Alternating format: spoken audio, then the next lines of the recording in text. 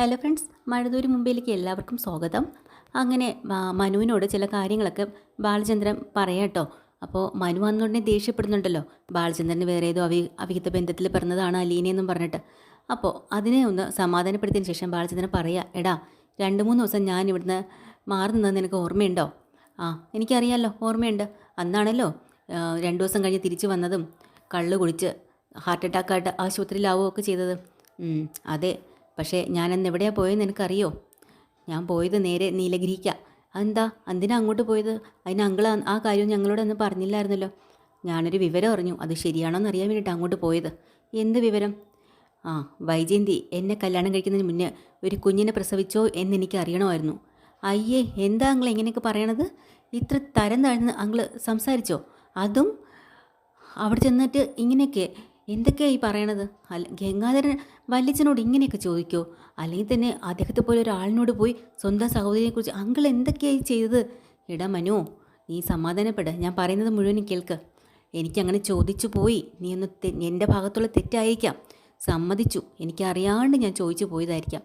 പക്ഷേ അയാൾ എനിക്ക് തന്ന മറുപടി എന്താണെന്ന് നിനക്കറിയണ്ടേ? അങ്ങനെ ഒരു ആ കുഞ്ഞിനെ വൈജ പ്രസവിച്ചിട്ടുണ്ടെന്ന്. സത്യമാണോ അങ്കിളെ? അതെ, അങ്ങനൊരു കുഞ്ഞിനെ പ്രസവിച്ചിട്ടുണ്ട്. പിന്നെ അയാളുടെ കൂടെ ജോലി ചെയ്തിരുന്ന ഒരാളുമായിട്ട് വൈജ പ്രണയത്തിലായിരുന്നു. അങ്ങനെ അതിലുണ്ടായ കുട്ടിയാണത്. എന്നിട്ട് ആരും അറിയാണ്ട് നിൻ്റെ മുത്തശ്ശനും ഈ പറയണ വല്യച്ഛനും കൊച്ചനും നിൻ്റെ അച്ഛനും ഒക്കെ ചേർന്ന് ആ കൊച്ചിനെ തിരുവനന്തപുരത്ത് കഴക്കൂട്ടത്ത് സ്നേഹനികേതം എന്ന് പറയുന്ന ഒരു ഓർഫണേജിലേക്ക് കൊണ്ടിട്ടു. മനസ്സിലായോ നിനക്ക്? എന്നിട്ട് 2-3 വർഷം കഴിഞ്ഞപ്പോൾ ആ കുട്ടി അങ്ങ് മരിച്ചു. ഇതാണ് സത്യാവസ്ഥ. ഇതെല്ലാം നിൻ്റെ വല്യച്ഛൻ ഗംഗാധര മേനോൻ എന്നോട് തുറന്നു പറഞ്ഞു. അയാൾക്ക് തുറന്നു പറയാതിരിക്കാൻ പറ്റിയില്ല. പറ, ഇനി നീ പറ സത്യം. ഞാനിനി എന്താ വേണ്ടെന്ന് പറ. അയ്യോ, ഇതായിരുന്നു സത്യം. അങ്കിളെ എന്നോട് ക്ഷമിക്കണം, സോറി, ഞാൻ എന്തൊക്കെയോ അങ്കിളിനെ തെറ്റിദ്ധരിച്ച് പറഞ്ഞു പോയി എന്ന് പറഞ്ഞു മനുവിൻ്റെ കണ്ണൊക്കെ അങ്ങ് നിറയാട്ടോ. പറയടാ, ഇനി ഞാൻ എന്താ ചെയ്യേണ്ടത് നീ പറ. ഇങ്ങനൊരു സംഭവം, ഇത് സത്യസന്ധമാണ്. ഞാൻ എൻ്റെ നാട്ടുള്ള കഥയായിട്ട് എല്ലാവരോടും പറഞ്ഞത് എന്തുകൊണ്ടാണ്? ഈ കുടുംബത്തിൻ്റെ നിലനിൽപ്പിന് വേണ്ടിയിട്ടാണ്. ഇതിൻ്റെ ഒരു ഷോക്കിലാണ് ഞാൻ അന്ന് ആശുപത്രിയിലായതും ഇങ്ങനെയുള്ള പ്രശ്നങ്ങളെല്ലാം ആയത്. നിനക്കറിയോ? അവസാനം മനു തകർന്ന മനസ്സോടുകൂടി അങ്കിളിന് ഒരുപാട് സോറി പറയുന്നുണ്ട് തെറ്റിദ്ധരിച്ചതിൽ. എന്നിട്ട് അപ്പോൾ നിൻ്റെ അച്ഛനും നിൻ്റെ മുത്തശ്ശനും എല്ലാവർക്കും അറിയാവുന്ന സത്യം എല്ലാവരും കൂടെ ചേർന്ന് എന്നെ ചതിച്ചതാണ്. എൻ്റെ തലയിൽ അവളെ കെട്ടിവെച്ച് തന്നതുപോലെ ആയില്ലേ? പറ, ഇനി ഞാനാണോ തെറ്റുകാരൻ? ആരാണ് തെറ്റുകാരൻ? പറ എന്നൊക്കെ ഇങ്ങനെ പറയുമ്പോൾ അവസാനം മനു പറഞ്ഞു, സോറി അങ്കിളെ, ഞാനിനി എന്താ അങ്കിളിനോട് പറയാം, എനിക്ക് കേട്ടിട്ട് തന്നെ മതിയായി, ഞാൻ എന്തായാലും താഴേക്ക് പോവാം എന്ന് പറഞ്ഞ് പോവാനായിട്ട് തിരിയുന്ന മനുവിനോട് വീണ്ടും ബാലചന്ദ്രൻ പറയാം, മനു, എന്തായാലും ഇത്രയും കാര്യങ്ങൾ നീ അറിഞ്ഞു, ഇനി ഈ ഒരു കാര്യം കൂടെ നീ കേട്ടിട്ട് പോ. എന്താ അങ്കിളെ? അന്ന് ഓർഫണേജിലാക്കിയിട്ട് 2-3 വർഷം കഴിഞ്ഞ് മരിച്ചു പോയി എന്ന് അവരെന്നോട് പറഞ്ഞില്ലേ? പക്ഷേ ആ കുട്ടി മരിച്ചിട്ടില്ല. അത് വളർന്ന് വലുതായി ഇന്ന് നല്ല വലിയൊരു പെൺകുട്ടിയായിട്ട് ഇന്ന് ഈ വീട്ടിൽ നിൽക്കുന്ന അലീനയാണ് ആ കുട്ടി. നിനക്കറിയുമെന്ന് പറയുമ്പോൾ അതും കൂടെ കേൾക്കുമ്പോൾ നമ്മുടെ മനു ഞെട്ടിപ്പോണുണ്ട്. എന്നിട്ടാണെങ്കിൽ കണ്ണങ്ങ് നിറഞ്ഞ് കരഞ്ഞു പോവാട്ടോ മനു. എന്തൊക്കെ സംഭവ വികാസങ്ങൾ. അപ്പോൾ അലീന ഈ കുടുംബത്തിലെ ആളാണോ? പക്ഷേ അലീന വീണ്ടും ചോദിക്കുന്നുണ്ട്, അപ്പോൾ അലീനയ്ക്ക്? അപ്പോൾ വീണ്ടും ബാലചന്ദ്രൻ പറയാം, എനിക്കിതറിയാം. പിന്നെ അതും പോരാഞ്ഞിട്ട് ഞാൻ ഈ വിവരം കൃഷ്ണമോളോട് പറയേണ്ടി വന്നു എനിക്ക്. ഇപ്പോഴേ നീയും അറിഞ്ഞിട്ടുണ്ട്. നിനക്കാരോട് വേണമെങ്കിലും തുറന്നു പറയാം, അത് നിൻ്റെ ഇഷ്ടം പോലെ. കൃഷ്ണമോളോടും ഞാൻ പറഞ്ഞിട്ടുണ്ട്, ആരോടും പറയേണ്ടെന്നോ അങ്ങനെയൊന്നും ഞാൻ പറഞ്ഞിട്ടില്ല. അവൾക്ക് പക്ഷേ അറിയാം എന്താ വേണ്ടത്, എങ്ങനെയാണ് മുന്നോട്ട് പെരുമാറേണ്ടതെന്നൊക്കെ. നിനക്കും എന്ത് വേണമെന്ന് വെച്ചാൽ നീ തന്നെ തീരുമാനിച്ചോ മനു എന്ന് പറഞ്ഞിട്ട് മനു ആകെ തകർന്ന് ആ കട്ടിലിലേക്ക് അങ്ങ് ഇരിക്കുകയാണ്.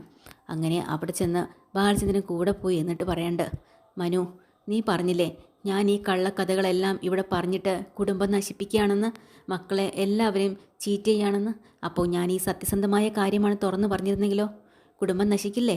അതല്ലേ യഥാർത്ഥത്തിൽ കുടുംബം നശിക്കുന്ന കാര്യം? പറ, എൻ്റെ മക്കൾ തകർന്നു പോവില്ലേ? വൈജയന്തി അവൾ എന്തു ചെയ്യും? മറ്റുള്ളവരൊക്കെ എല്ലാവരും ഇത് അറിഞ്ഞു കഴിഞ്ഞുള്ള കാര്യം ഓർത്തു നോക്ക്. അതുകൊണ്ടാണ് ഞാൻ അങ്ങനെ ഒരു കള്ളക്കഥ മെഞ്ഞത്. അപ്പോൾ അത് കഴിഞ്ഞിട്ട് പിന്നെ എന്താ ചെയ്യണമെന്ന് മനുവിന് അറിയില്ല കേട്ടോ. മനു കേട്ടതൊരു ഷോക്കായിട്ട് ഇങ്ങനെ നിൽക്കുകയാണ്.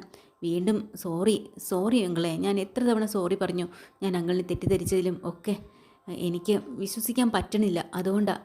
എന്നാലും എൻ്റെ അങ്കിളിനെ പോലെ ഒരാൾ ഇങ്ങനെയൊന്നും ആവില്ലെന്ന് എനിക്ക് നല്ലൊരു ഉറപ്പാണ്. എന്നിട്ടും അതാ ഞാൻ പറഞ്ഞത്, സാരമില്ല, ഒക്കെ വന്നു പോയില്ലേ, ഇനി എന്ത് ചെയ്യാൻ പറ്റും?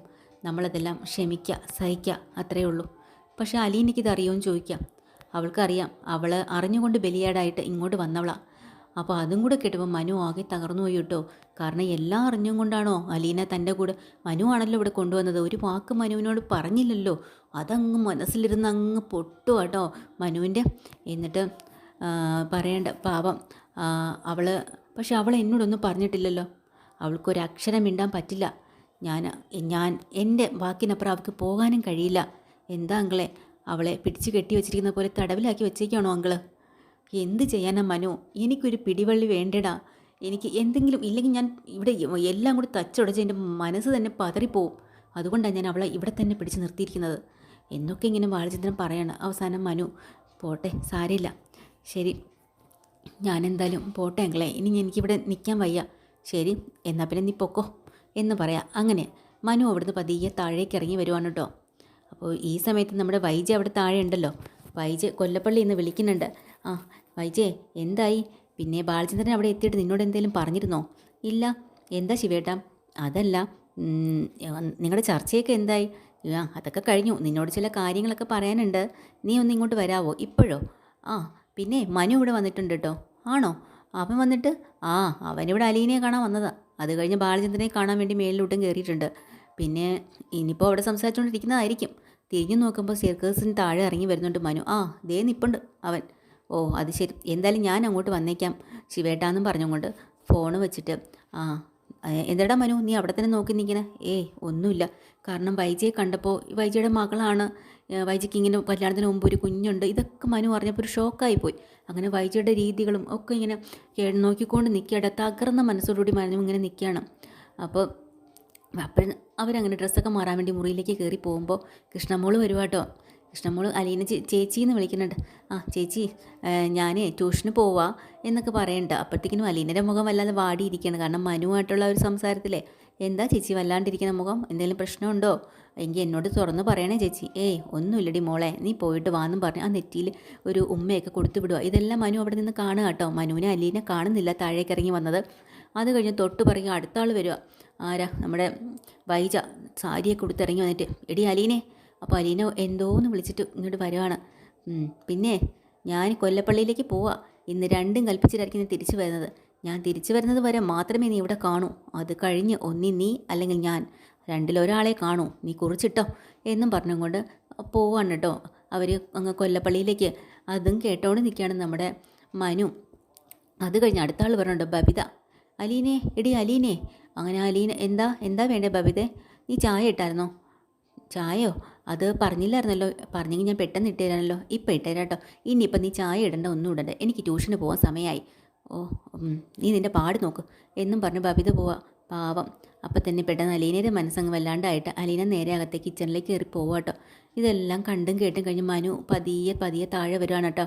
അപ്പോൾ അലീന കിച്ചൻ്റെ അവിടെ വന്നിട്ട് വിളിക്കുന്നുണ്ട്. അങ്ങനെ അലീന ഇറങ്ങി വരുവാണ്. ആ മനുവേട്ടൻ വന്നോ? മനു ഇങ്ങനെ മിണ്ടാതെ നിൽക്കുമ്പോൾ, എന്താ മനുവേട്ടാ, ചായ എന്തെങ്കിലും വേണോ? ആ വേണം. അങ്ങനെ ചായ എടുക്കാനായിട്ട് അലീന അകത്തേക്ക് കയറി പോവാണ്. തൊട്ട് പുറകെ തന്നെ മനുവും പോകുന്നുണ്ട്. ആ സമയത്ത് അലീന പറഞ്ഞുകൊണ്ട് നിൽക്കുകയാട്ടോ. ചായ ഇടുന്നതിൻ്റെ കൂട്ടത്തിൽ തന്നെ പറഞ്ഞുകൊണ്ട് നിൽക്കുകയാണ് ഇവിടുത്തെ കാര്യങ്ങൾ. ഓരോരുത്തരുടെ കാര്യം. ബബിതയാണെങ്കിൽ ദേഷ്യപ്പെട്ടിട്ടാണ് പോയത്. ബബിതയ്ക്ക് ചായ കൊടുത്തില്ല എന്ന്. ട്യൂഷന് പോണ സമയത്താണോ ഇതൊക്കെ ചോദിക്കേണ്ടത്? കുറച്ച് നേരത്തെ പറഞ്ഞതെങ്കിൽ ഞാൻ ഇട്ട് കൊടുക്കില്ലായിരുന്നോ? അതിൻ്റെ ദേഷ്യം ഒട്ട് കാണിച്ചിട്ട് പോയി. കൃഷ്ണമോൾ പിന്നെ കുഴപ്പമില്ല. ഇവിടെ ആകെ ഇത്തിരി സ്നേഹമുള്ളത് കൃഷ്ണമോൾക്ക് മാത്രമേ ഉള്ളൂ. അങ്ങനെയെങ്കിലും എനിക്ക് ഇച്ചിരി സ്നേഹം അവളിൽ നിന്ന് കിട്ടുന്നുണ്ട് എന്നൊക്കെ പറഞ്ഞുകൊണ്ടിരിക്കണ്ടോ. മനു ആണെങ്കിൽ ഇങ്ങനെ ആലോചിക്കുകയാണ്. അലീനെ തന്നെ നോക്കി. എന്നിട്ട് മനു ആദ്യമായിട്ട് അലീനെ കാണുന്നതും അലീനയുടെ കയ്യിൽ നിന്ന് ഒരു ഗ്ലാസ് തണുത്ത വെള്ളം വാങ്ങിച്ച് കുടിക്കുന്നതും സ്നേഹനികേയത്തിൽ. അത് കഴിഞ്ഞ് അലീനെ ബാഗെല്ലാം എടുത്ത് കൂട്ടിക്കൊണ്ട് വരുന്നതും, അതിനുശേഷം അവിടെ പള്ളിയിൽ നിന്ന് ഇങ്ങനെ തട്ടമൊക്കെ ഇട്ട് വരുന്ന പഴയ കാര്യങ്ങൾ ഇങ്ങനെ ഓർത്തോർത്ത് നിൽക്കുകയാണ്. കണ്ണ് നിറഞ്ഞൊഴിവാട്ടോ. പെട്ടെന്ന് അലീന പുറകിലോട്ട് തിരിഞ്ഞു നോക്കുമ്പോൾ മനു കരയാ. എന്താ മനുവേട്ടാ, എന്തു പറ്റി? എന്തെങ്കിലും പ്രശ്നമുണ്ടോ? ഉടനെ മനു ചോദിക്കുന്നു, അലീന നീ ശരിക്കും ആരാ? പറ. അപ്പോൾ അലീന ഞെട്ടിപ്പോണുണ്ടോ. അപ്പോൾ അലീന പറയാനുണ്ട്, മനുവേട്ടാ അച്ഛനെല്ലാം പറഞ്ഞിരുന്നോ? പറ. അച്ഛനല്ല പറയേണ്ടത്, നീയാ പറയേണ്ടത്. ഞാനല്ലേ അലീനെ ഇങ്ങോട്ട് കൊണ്ടുവന്നത്? ഞാനല്ലേ നിന്നെ ആദ്യം കണ്ടത്? ഞാനല്ലേ നിനക്ക് വേണ്ടി എല്ലാ കാര്യത്തിനും കൂടെ നിന്നത്? അപ്പോൾ എന്താണെന്ന് വെച്ചാൽ അത് എന്നോട് നീയല്ലേ പറയേണ്ടത്? ആദ്യം പറയേണ്ടത് എന്നോടല്ലേ എന്ന് മനു അങ്ങ് തകർന്നു പോവാട്ടോ. അലീനയ്ക്കാണെങ്കിൽ മനസ്സിലായി ബാലചന്ദ്രൻ എല്ലാ രഹസ്യങ്ങളും മനുവിനോട് പറഞ്ഞു എന്നാ. അപ്പോൾ തന്നെ അലീന പെട്ടെന്ന് കൈകൂപ്പി പറയുന്നുണ്ട്, സോറി മനുവേട്ടാ, എന്നോട് ക്ഷമിക്ക്. എനിക്കത് പറയാൻ പറ്റാത്തൊരവസ്ഥയായിരുന്നു. പറയാൻ പറ്റില്ല എനിക്കങ്ങനെ. അതുകൊണ്ട് പറ്റിപ്പോയതാ, എന്നോട് ക്ഷമിക്കണമെന്ന് പറഞ്ഞാൽ കൈയെടുത്തങ്ങ് കൂപ്പി കരഞ്ഞ് നിലവിളിക്കുന്ന പോലെ കരയാട്ടോ അലീന. അത് കണ്ടിട്ട് സഹിക്കാനാവാതെ മനു പെട്ടെന്ന് അലീനയെ കെട്ടിപ്പിടിക്കുന്നുണ്ട്. എന്നിട്ട് ആശ്വസിപ്പിക്കുകയാണ്. സാരമില്ല പോട്ടെ, എന്നാലും നിനക്കിത് ഒരു വാക്കെങ്കിലും എന്നോട് പറയാതെ ഞാൻ അറിയാതെ എന്തൊക്കെയാണ് ഇവിടെ നടന്നത്, എനിക്കൊന്നും മനസ്സിലാവണില്ല എന്നൊക്കെ ഇങ്ങനെ പറയാട്ടോ. അപ്പോൾ അലീന എന്ത് ചെയ്യണമെന്ന് അറിയില്ല. അങ്ങനെ അലീനയെ ശരിക്കും മനു ആശ്വസിപ്പിക്കുകയാണ്. അത് കഴിഞ്ഞിട്ട് നേരെ കൊല്ലപ്പള്ളിയിലെ കാര്യമോ കാണിക്കണം കേട്ടോ. വൈജ വലിയ ഗമയിൽ അവിടെ ചെന്ന് ഇറങ്ങിയല്ലോ. അപ്പോൾ നോക്കുമ്പോൾ കാറുകളെല്ലാം കിടപ്പുണ്ട്. മനസ്സിലായി കൊല്ലപ്പള്ളിയിൽ അവിടെ കടപ്പാട്ടേക്ക് വന്നവരാരും പോയിട്ടില്ല, അവരുടെ വണ്ടികളാണെന്ന്. കയറി വന്നോന്നെ ശിവൻ പറയുന്നുണ്ട്. ആ വൈജ എത്തിയോ, വാ, നിന്നോട് എനിക്ക് ചില കാര്യങ്ങൾ സംസാരിക്കാനുണ്ട്. പിന്നെ ബാലചന്ദ്രൻ അവിടെ വന്നപ്പോൾ നിന്നോടൊന്നും പറഞ്ഞില്ലായിരുന്നു? ഏയ് ഒന്നും മിണ്ടില്ല, നേരെ മുറിയിലേക്ക് കയറിപ്പോയി. എന്തു പറ്റി, എന്തായി നിങ്ങളൊക്കെ സംസാരിച്ചിട്ട് കാര്യം? എന്താവൻ, അവനാളെ നമ്മൾ വിചാരിച്ചതുപോലെ ഒന്നും അല്ലടി. എന്താ കാര്യം, എന്താ തുറന്ന് പറ, എന്തെങ്കിലും ഉണ്ടെങ്കിൽ. എന്തിനാ ഇങ്ങനെ ടെൻഷൻ അടിപ്പിക്കണേ? അവൻ ആളെ ഭയങ്കര സാധനവാ. എന്താ കാര്യമെന്ന് പറ. പിന്നെ ഈ അലീന എന്ന് പറയുന്നത് നിസ്സാരക്കാരിയൊന്നും അല്ല വൈജയം. എന്തു പറ്റി ശിവേട്ടാ? അവൾ ആദ്യം ഇവിടെ ജോലിക്ക് വന്നില്ലേ, ആ സമയത്ത് തന്നെ ജോലിക്കാരിയായിട്ട് തന്നെ അങ്ങ് നിർത്തിയാൽ മതിയായിരുന്നു. എന്തെങ്കിലും പണി ചെയ്ത് അവിടെ നിൽക്കുമായിരുന്നു. അതിനെ എടുത്ത് പ്രശ്നങ്ങളാക്കി ഇത്രത്തോളം വഷളാക്കി കൊണ്ടുവച്ചത് ഇപ്പതേ തലയ്ക്ക് മീതായിരുന്നു തീ കത്തുവാണ്. അതെന്താ അങ്ങനെ പറയാൻ? ഞാൻ നിന്നോടൊരു കാര്യം ചോദിക്കട്ടെ, ഈ അലീന ഇവിടെ വന്നത് ആര് കാരണമാ?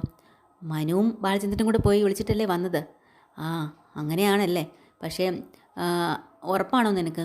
എന്നാൽ അങ്ങനെയല്ല, ആണ് അച്ഛൻ പറഞ്ഞിട്ടാണെന്നാണ് പറഞ്ഞത്. ശരി, അതിനു മുമ്പൊരു സംഭവം ഉണ്ടായി, നിനക്കറിയോ? എന്ത്? ബാലചന്ദ്രൻ്റെ നേരത്തെ അച്ഛൻ അവിടെ അച്ഛനാണ് പറഞ്ഞത് ഇവരോട്. അപ്പോൾ എന്തൊക്കെ തന്നെ ആയാലും ഈ പറയുന്ന ഈ അലീന എന്ന് പറയുന്നത് ബാലചന്ദ്രൻ്റെ സ്വന്തം മകളെന്നാണ് അയാൾ പറയണത്. സ്വന്തം മകളോ? എന്തൊക്കെയാണ് പറയണത് ശിവേട്ടാ? അതെ, കുറേ വിരട്ടിയപ്പോഴാണ് അയാൾ കാര്യങ്ങൾ പറയണത്.